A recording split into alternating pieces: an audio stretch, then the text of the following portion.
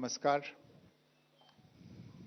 इस ब्रीफिंग में शामिल होने के लिए आप सभी का धन्यवाद।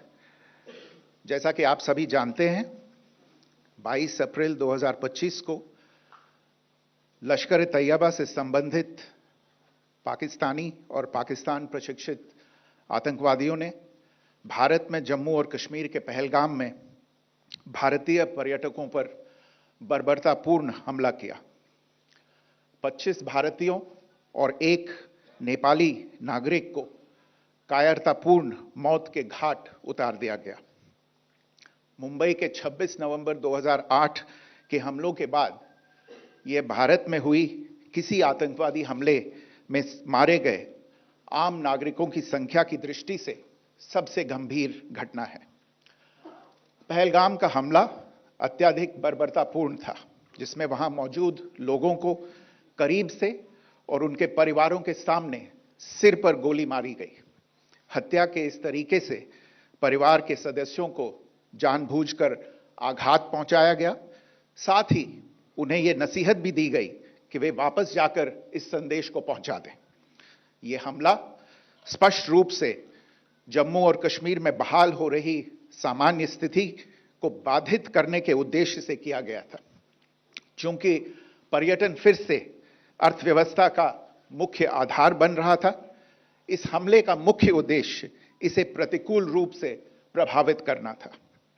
पिछले वर्ष आप सभी जानते हैं, 2.25 करोड़ से अधिक पर्यटक कश्मीर आए थे।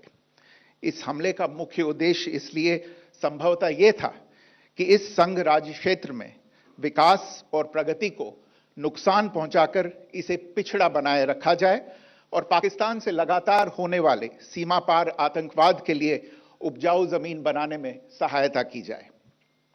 हमले का यह तरीका जम्मू और कश्मीर और शेष राष्ट्र दोनों में सांप्रदायिक दंगे भड़काने के उद्देश्य से भी प्रेरित था। इसका श्रेय सरकार और भारत के सभी नागरिकों को दिया जाना चाहिए कि इन प्रयासों को विफल कर दिया गया। एक समूह ने खुद को रेजिस्टेंस फ्रंट TRF कहते हुए इस हमले की जिम्मेदारी ली है। यह समूह संयुक्त राष्ट्र द्वारा प्रतिबंधित पाकिस्तानी आतंकवादी समूह लश्कर-ए-तैयबा से जुड़ा हुआ है। यह उल्लेखनीय है कि भारत ने मई और नवंबर 2024 में संयुक्त राष्ट्र की 1267 कमेटी की सैंक्शंस मॉनिटरिंग टीम को अर्धवार्षिक रिपोर्ट प्रस्तुत की थी, जिसमें TRF के बारे में साफ इनपुट दिए गए थे। इससे पाकिस्तान स्थित आतंकवादी समूहों के लिए कवर के रूप में TRF की भूमिका सामने आई थी। इससे पहले भी दिसंबर 2023 में भारत ने इस टीम को लश्कर-ए-तैयबा और जैश-ए-मोहम्मद के बारे में सूचित किया था, जो TRF जैसे छोटे आतंकवादी समूहों के माध्यम से अपनी गतिविधियों को संचालित कर रहे हैं। इस संबंध में 25 अप्रैल को UN सिक्योरिटी काउंसिल प्रेस वक्तव्य में TRF के संदर्भ को हटाने के लिए पाकिस्तान के दबाव पर भी ध्यान दिया जाना चाहिए। पहलगाम आतंकवादी हमले की जांच से पाकिस्तान के साथ आतंकवादियों के संपर्क उजागर हुए हैं। रेजिस्टेंस फ्रंट द्वारा किए गए दावे और लश्कर-ए-तैयबा से ज्ञात सोशल मीडिया हैंडल द्वारा इसको रीपोस्ट किया जाना इसकी पुष्टि करता है। चश्मदीद गवाहों और विभिन्न जांच एजेंसियों को उपलब्ध अन्य सूचनाओं के आधार पर हमलावरों की पहचान भी हुई है। हमारी इंटेलिजेंस ने इस टीम के योजनाकारों और उनके समर्थकों की जानकारी जुटाई है। इस हमले की रूपरेखा भारत में सीमा पार आतंकवाद को अंजाम देने के पाकिस्तान के लंबे ट्रैक रिकॉर्ड से भी जुड़ी हुई हैं, जिसके लिखित और स्पष्ट दस्तावेज उपलब्ध हैं। पाकिस्तान दुनिया भर में आतंकवादियों के लिए एक शरण स्थल के रूप में पहचान बना चुका है। यहां अंतर्राष्ट्रीय स्तर पर प्रतिबंधित आतंकवादी सजा पाने से बचे रहते हैं। इसके अलावा पाकिस्तान ने इस मुद्दे पर विश्व और फाइनेंशियल एक्शन टास्क फोर्स जैसे अंतर्राष्ट्रीय मंचों को जानबूझकर गुमराह करने के लिए भी जाना जाता है। साजिद मीर का मामला, जिसमें इस आतंकवादी को पाकिस्तान ने मृत घोषित कर दिया था और फिर अंतर्राष्ट्रीय दबाव के परिणाम स्वरूप वो जीवित पाया गया, इसका सबसे स्पष्ट उदाहरण है। यह स्वाभाविक है कि पहलगाम में हुए इस हमले से जम्मू और कश्मीर के साथ साथ भारत के अन्य भागों में भी आक्रोश देखा गया। हमलों के बाद भारत सरकार ने स्वाभाविक रूप से पाकिस्तान के साथ संबंधों को लेकर कुछ कदम उठाए। आप सभी उन निर्णयों से अवगत हैं जिसकी घोषणा 23 अप्रैल को की गई थी। तथापि यह आवश्यक समझा गया कि 22 अप्रैल के हमले के अपराधियों और उनके योजनाकारों को न्याय के कटघरे में लाया जाए। हमलों के एक पखवाड़े के बाद भी पाकिस्तान द्वारा अपने क्षेत्र या अपने नियंत्रण वाले क्षेत्रों में आतंकवादियों की इंफ्रास्ट्रक्चर के विरुद्ध कार्रवाई करने के लिए कोई स्पष्ट कदम नहीं उठाया गया है। उल्टे वो इनकार करने और आरोप लगाने में ही लिप्त रहा है। पाकिस्तान आधारित आतंकवादी मॉड्यूल्स पर हमारी खुफिया निगरानी ने संकेत दिया है कि भारत के विरुद्ध आगे भी हमले हो सकते हैं। अतः इनको रोकना और इनसे निपटना दोनों को बेहद आवश्यक समझा गया। आज सुबह, जैसा कि आपको ज्ञात होगा, भारत ने इस तरह के सीमा पार हमलों का जवाब देने और उन्हें रोकने तथा उनका प्रतिरोध करने के अपने अधिकार का प्रयोग किया है। यह कार्यवाही नपीतुली, नॉन एस्केलेटरी, आनुपातिक और जिम्मेदारीपूर्ण है। यह आतंकवाद की इंफ्रास्ट्रक्चर को समाप्त करने और भारत में भेजे जाने वाले संभावित आतंकवादियों को अक्षम बनाने पर केंद्रित है। आपको यह भी स्मरण होगा कि 25 अप्रैल 2025 को संयुक्त राष्ट्र सुरक्षा परिषद ने पहलगाम आतंकवादी हमले पर एक प्रेस वक्तव्य जारी किया था, जिसमें आतंकवाद के इस निंदनीय कार्य के अपराधियों, आयोजकों, फाइनेंसरों और प्रायोजकों को जवाबदेह ठहराने और उन्हें न्याय के दायरे में लाने की आवश्यकता पर जोर दिया गया था। भारत की आज की इस कार्रवाई को इसी संदर्भ में देखा जाना चाहिए। Good morning. Thank you all for joining this briefing. As you are all aware, on April 22, 2025, Pakistani and Pakistan-trained terrorists belonging to the Lashkar-e-Taiba carried out a savage attack on Indian tourists at Pahalgam in Jammu and Kashmir in India. They murdered 26 people, including one national of Nepal, causing the largest number of civilian casualties in a terrorist attack in India since the 26 November 2008 attacks in Mumbai. The attack in Pahalgam was marked by extreme barbarity, with the victims mostly killed with headshots from close range and in front of their families.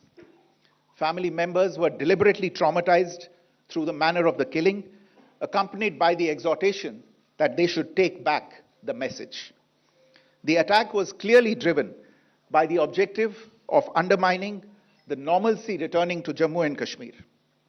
In particular, it was designed to impact the mainstay of the economy, tourism, with a record 23 million tourists visiting the valley last year.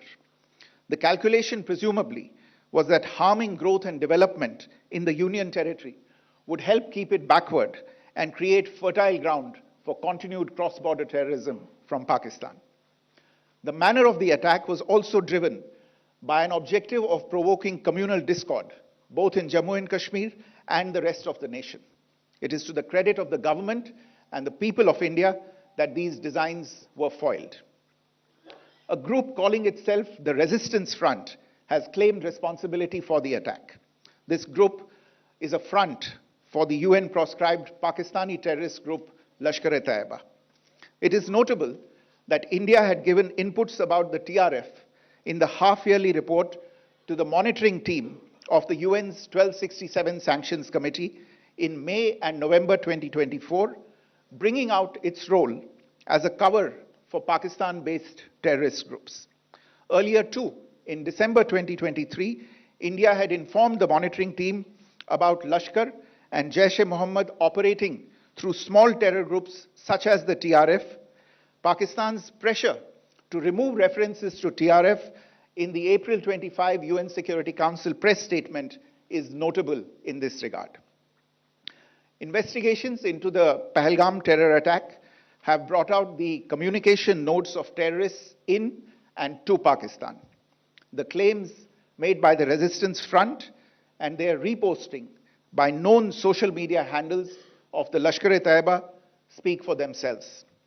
Identification of the attackers based on eyewitness accounts as well as other information available to law enforcement agencies has also progressed. Our intelligence has developed an accurate picture of the planners and backers of this team. The features of this attack also tie in with Pakistan's long track record of perpetrating cross-border terror in India, which is well documented and beyond question.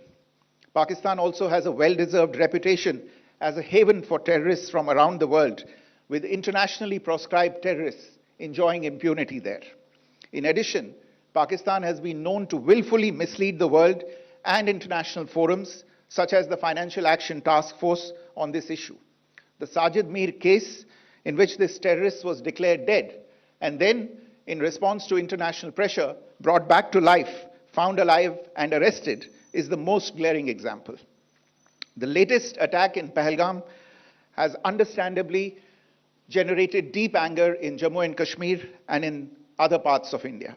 Following the attacks, the government of India naturally responded with a set of initial measures relating to our engagement with Pakistan. You're all aware of the decisions that were announced on the 23rd of April. However, it was deemed essential that the perpetrators and planners of the 22nd April attack be brought to justice. Despite a fortnight having passed since the attacks, there has been no demonstrable step from Pakistan to take action against the terrorist infrastructure on its territory or on territory under its control. Instead, all it has indulged in are denials and allegations. Our intelligence monitoring of Pakistan-based terrorist modules indicated that further attacks against India were impending. There was thus a compulsion both to deter and to preempt. Earlier this morning, as you would be aware, India exercised its right to respond and preempt as well as deter more such cross-border attacks. These actions were measured, non-escalatory, proportionate, and responsible. They focused on dismantling the terrorist infrastructure and disabling terrorists likely to be sent across to India. You would also recall that the Security Council on 25th April 2025 had issued a press statement on the Pahalgam terror attack, underlining, and I quote, the need to hold perpetrators, organizers, financiers, and sponsors of this reprehensible act of terrorism accountable and bring them to justice, unquote. India's latest actions should be seen in this context. Joining me for this briefing on our actions earlier this morning are Colonel Sophia Qureshi and Wing Commander Vyomika Singh. I will request them to share some details regarding Operation Sindoor with all of you.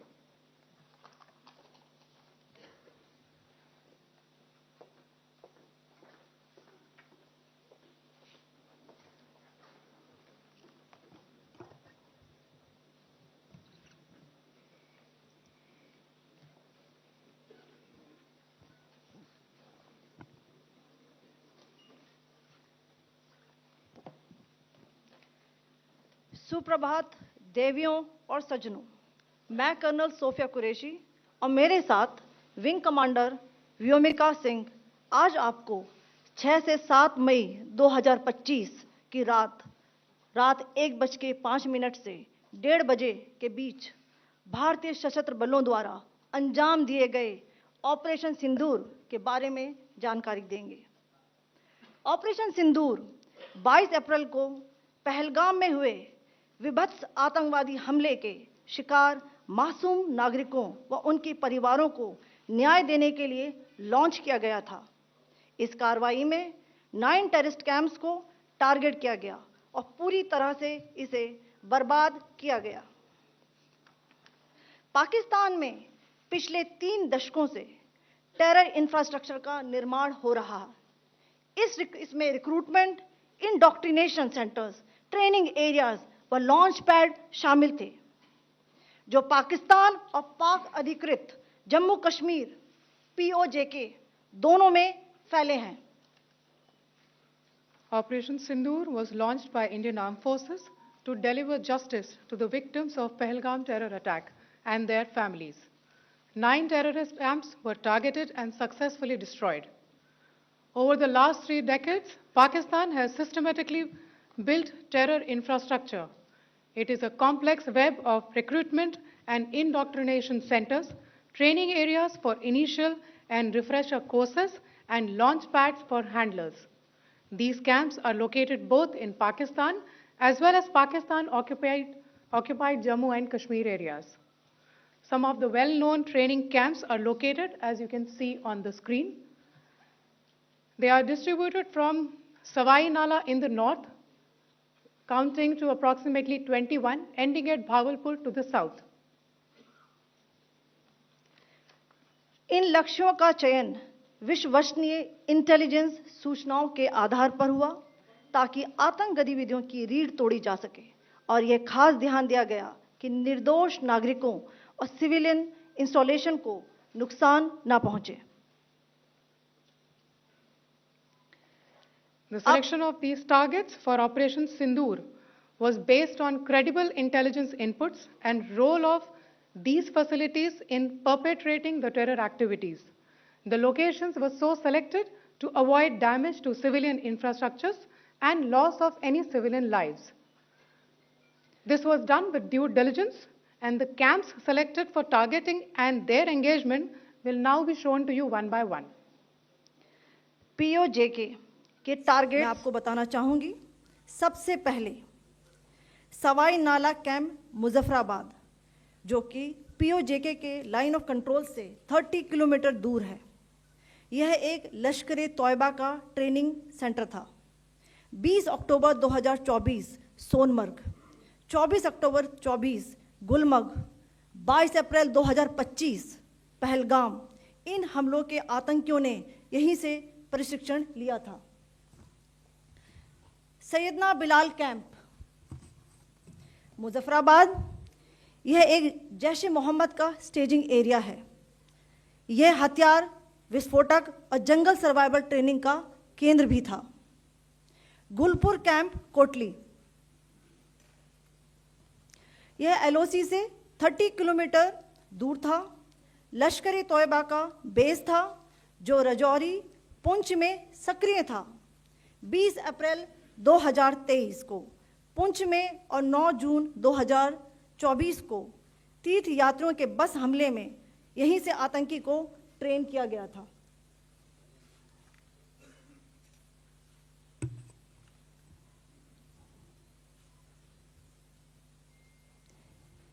Barnala camp बिंबर, ये LOC से 9 kilometre दूर है। यहाँ पर हथियार, handling, IED व जंगल survival का प्रशिक्षण केंद्र था। अब्बास कैंप कोटली,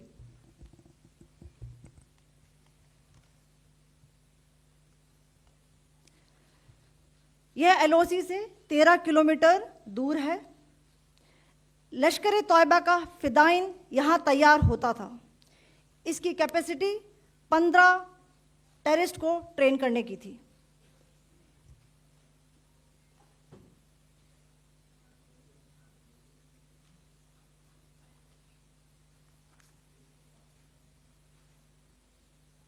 अब मैं पाकिस्तान के अंदर के टारगेट से अवगत कराना चाहूंगी। पहला, सर्जिकल कैंप सियालकोट। यह अंतर्राष्ट्रीय सीमा से 6 किलोमीटर की दूरी पर है, सांबा कठुआ के सामने।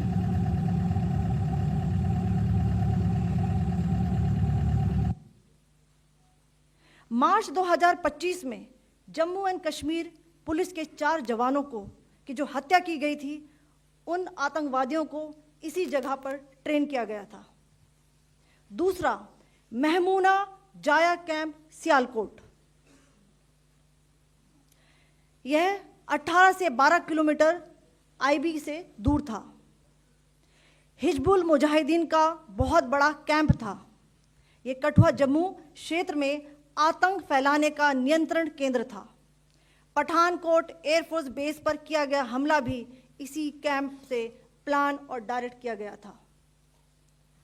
मरकज ताइबा मुरीद के, यह आईबी से 18 से 25 किलोमीटर दूरी पर है। 2008 के मुंबई हमले के आतंकी भी यहीं से प्रशिक्षित हुए थे।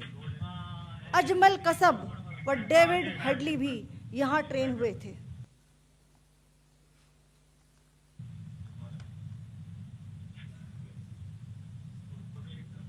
आगे दूसरा आया।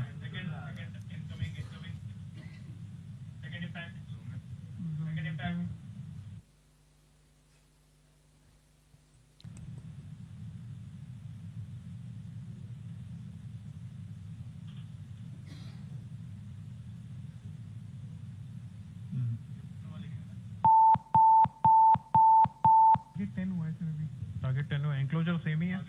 7 it is hit the target. हाँ हाँ।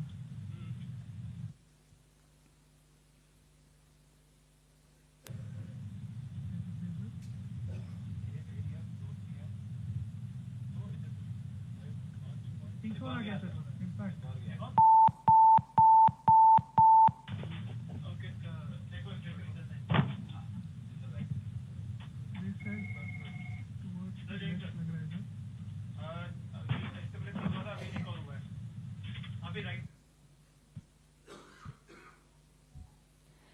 मरकज सुभान अल्लाह भावलपुर, ये इंटरनेशनल बाउंड्री से 100 किलोमीटर दूर है।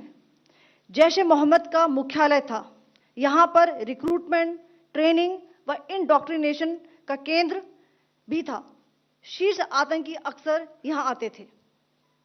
मैं आप सबको बताना चाहती हूँ कि किसी भी सैन्य ठिकाने का निशाना नहीं बनाया गया और अभी तक किसी तरह की नागरिक क्षति की रिपोर्ट नहीं है।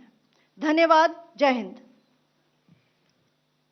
The strike on the terror camps were undertaken through precision capability, as shown to you. A niche technology weapons with careful selection of warheads was ensured so that there will be no collateral damage. The point of impact in each of the target was a specific building or a group of buildings. All the targets were neutralized with clinical efficiency, and the results reiterate the professionalism of the Indian Armed Forces in the planning and execution of their operations. No military establishments were targeted. India has demonstrated considerable restraint in its response. However, it must be said that the Indian Armed Forces are fully prepared to respond to Pakistani misadventures, if any, that will escalate this situation. Jai Hind, and thank you very much. Ladies and gentlemen, friends in the media, I ask your indulgence today in view of the fact that this is still an evolving situation. We will therefore not be able to take questions and answers today, but we will come back for more updates and more briefings shortly. Thank you all very much for joining us this morning. Thank you. Jai Hind.